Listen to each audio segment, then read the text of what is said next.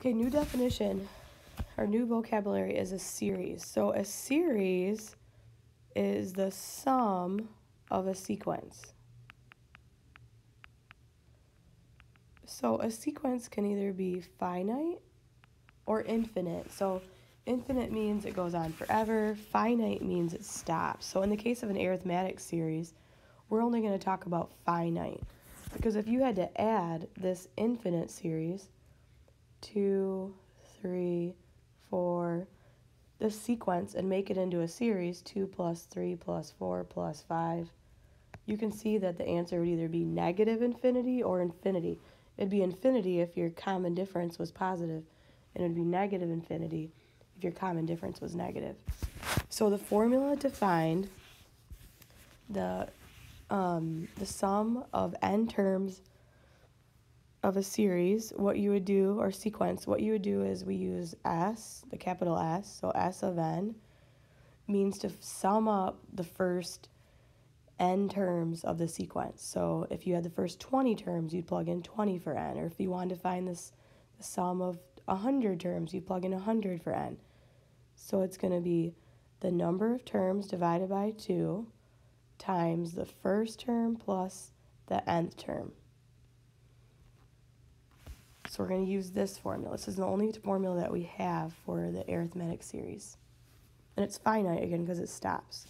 So number 1, use the finite sequence to write the related series and evaluate the series. So if you have to evaluate the series, it means you need to find the sum. Find the sum of the sequence. So to write the related series, I'm going to write 5 plus 9 plus 13 plus 17. So I'm just writing out this sequence and adding them up.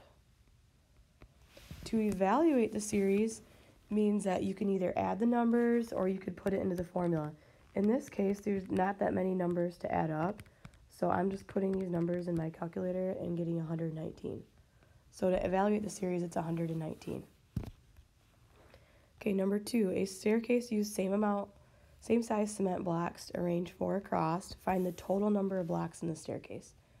So this has 4. This is adding a new line of 4, so this has 8.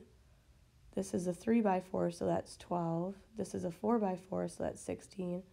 This is a 4 by 5, so that's 20. So I'm just adding up 4 plus 8 plus 12 plus 16 plus 20.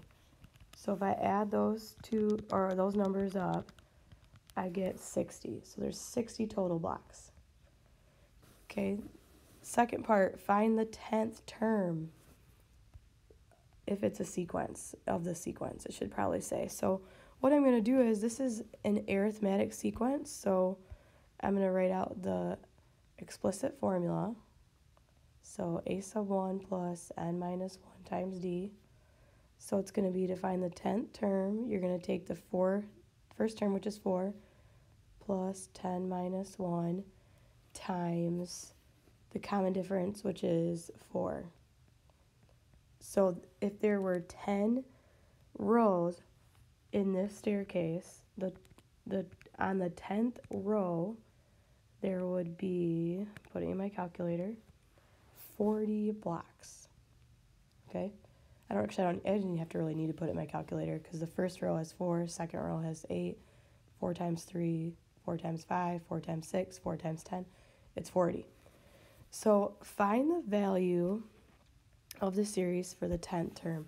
So what that means is, how many total blocks, if we add all these blocks together plus we went to the 10th row, would there be? So we're going to want to use the sum of the first 10 rows is going to be this formula right here. So it's going to be the sum of the first 10 rows is 10 over 2. The first block of rows has 4 cement blocks. The last has 40. So I'm going to take 10 divided by 2 and multiply it by 44. So it's 220. So there's 220 total blocks.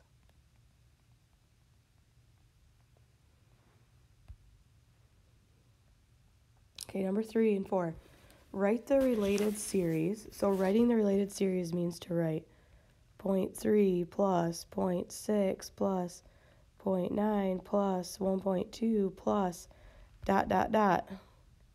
ellipses 3.0. And evaluate the series. So in order to evaluate the series, I'm going to use this formula, n over 2 times a sub 1 plus a sub n. And we know that the first term is 0.3, and we know the last term is 3, but we don't know how many numbers there are in this sequence. So in order to do that, what you need to do is you have to figure out what your n is by using the explicit formula of an arithmetic sequence. So I know the last term is 3, or the nth term is 3. I know the first term is 0.3, but I'm trying to solve for n right now. I know the common difference is also 0.3. So I'm going to solve for n. So I get n equals 10. So there's 10 terms in the sequence. So now I can use the formula s sub 10 equals 10,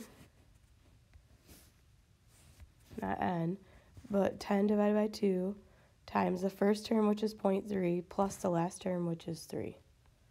And that's going to sum it up. So I do, it's going to basically be 5 times 3.3, and I get 16.5.